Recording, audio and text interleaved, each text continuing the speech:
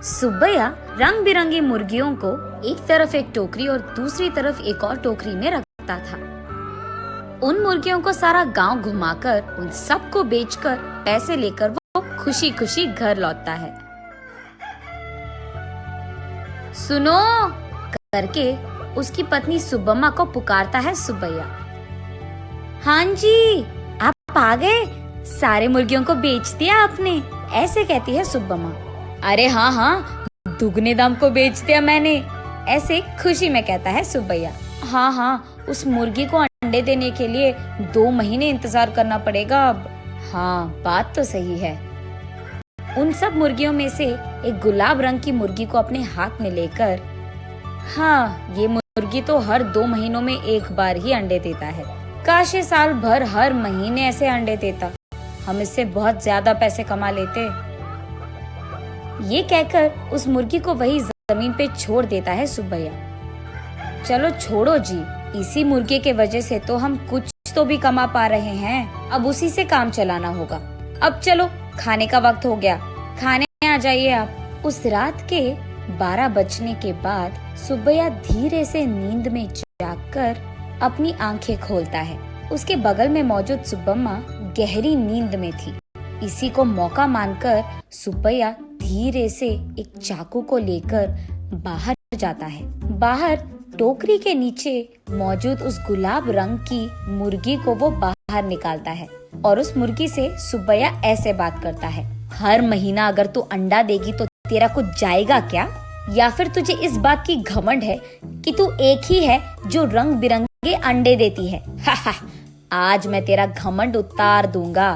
तो क्या कि तुम हर महीना अंडे नहीं देती हो, सारे अंडे तो तुम्हारे ही पेट में है ना। उन सारे अंडों को एक ही साथ बाहर निकालकर मैं उन सबको एक ही बार में बहुत ज्यादा पैसे के लिए बेच दूंगा, देख लेना।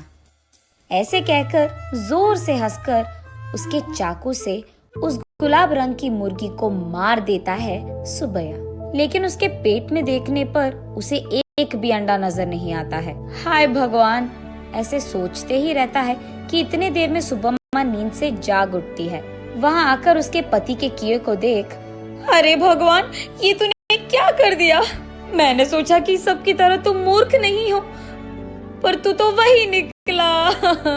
अरे रे, इतनी अच्छी पैसे देने वाली मुर्गी को तूने जान से मार दिया। अरे रे, सोने की बतख की कहानी कभी सुनी नहीं है क्या तुमने? हाय भगवान, ये मेरे पति ने क्या कर दिया?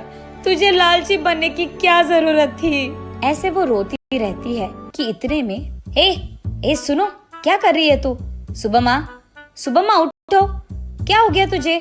सोते हुए इतनी जोर से चिल्ला रही है, पागल हो गई है क्या? नींद से जागकर सुब्बम्मा परेशान होकर अपने पति की ओर देखती है। उसे कुछ नहीं समझ आता है। वो तुरंत बाहर जाकर टोकरी के नीचे बैठे उस मुर्गी को भी देखती है। वो मुर्गी तो हमेशा की तरह सही सलामत थी। ये देख सुब्बम्मा अंदर आकर, ओह, ये सब सपना था, मैंने तो सच सोच लिया था इससे, ऐसे कहती है सुब्बैया से। क्या सपना, क्या सच की बात कर रही है? आधी रात को मुझे उठा दिया तूने अच्छी नींद से। चल जाओ, सो जाओ अभी, कहता है सुब्बैया। अरे जाइए ना आप भी, मुझे तो बुरा सपना आया कि आपने उस मुर्गी को जान से मार दिया, क्योंकि आप लालची बनकर उसके पेट में मौजूद अंडों को निकालना चाहते हैं। मैं कितनी घबरा गई पता है आपको?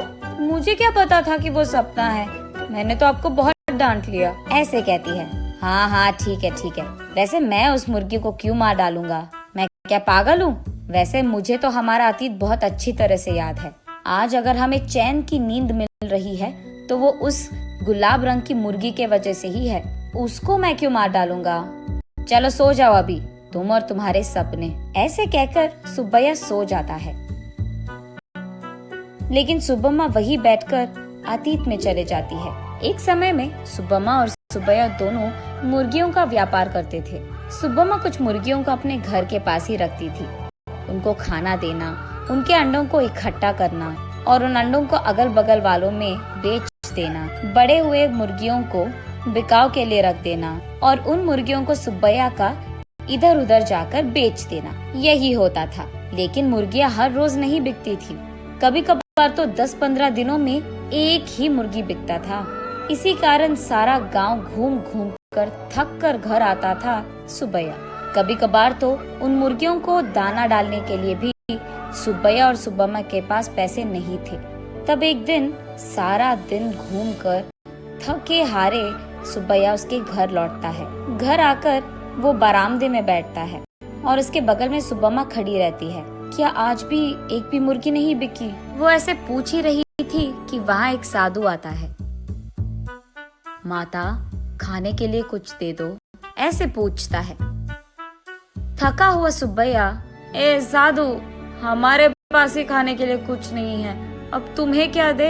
अगर चाहिए तुम्हें तो हमारे पास बहुत सारे मुर्गियां हैं, एक लेकर जाओ, ऐसे कहता है। तब साधु छोटा सा हंसी एक देकर, मुर्गी का मैं क्या करूँगा बेटा, मैं मांस नहीं खाता हूँ, मेरे पास ही एक मुर्गी है, इसको तुम ही पालो, ये लो।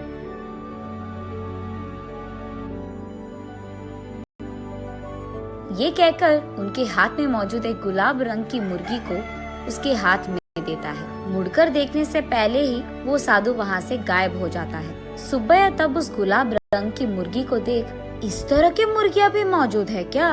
अगर इसी रंग के मुर्गियाँ हमारे पास होंगे तो हम उन्हें दुगने दाम में बेच पाएंगे, ऐसे कहता है सुब्बम्मा को देखते हुए। हाँ चलो ठीक है, अब हमें इस प्रकार के मुर्गी कहाँ मिलेगा? वो साधु मांसाहारी नहीं था इसीलिए दिया उसने, वरना इस रंग की मुर्गी हमारे पास कहाँ से आता? ये कहकर उस मुर्गी को वही एक टोकरी में डालकर वहाँ से चले जाते हैं। अगले दिन देखने पर वो मुर्गी अंडे देता है। ये देख वो दोनों उन सारे अंडों को एक जगह इकट्ठा करके रखते हैं। कुछ दिन बाद उन अंडों से बाहर आए मुर्गियों को देख सुब्बम्मा आश्चर्यचकित हो जाती है। अरे सुनो, इधर आइए आप, सुनते हो? अरे कहाँ हो आप? इधर आइए जल्दी, ऐसे वो अपने पति को पुकारती रहती है। अरे क्या हो गया? ऐसे चिल्ला रही है जैसे कोई मर गया, क्या हो गया?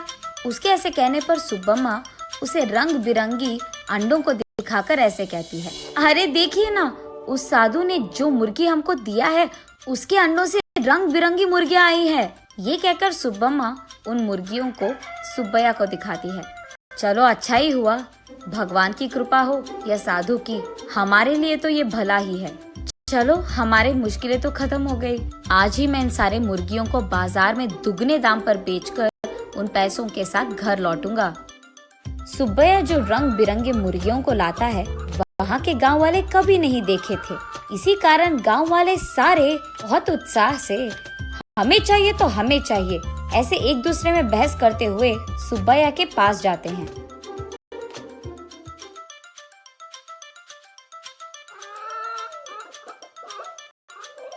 ऐसे वो मुर्गी 1 महीने में सारे दिन अंडे देकर, फिर 2 महीने बिना अंडों के, फिर उसके बाद 1 और महीना सारे दिन अंडे देते हुए रहती थी। अब उन्हीं महीनों में सुब्बैया भी अंडों को जमा करके उन्हें बाजार में बेचता था। ऐसे ही कुछ ही दिनों में पति पत्नी दोनों कमाए हुए पैसों के कारण चैन की नींद सोने लगते हैं। सुब्बम्मा वापस होश में आकर, ओह अब याद आया, सुबह मैं सोच रही थी कि ये मुर्गी साल भर अंडे क्यों नहीं देती है, शायद उसी कारण ऐसा बुरा सपना आया मुझे। ये सोचकर वापस गहरी नींद में सो जाती है सुब्बम्मा।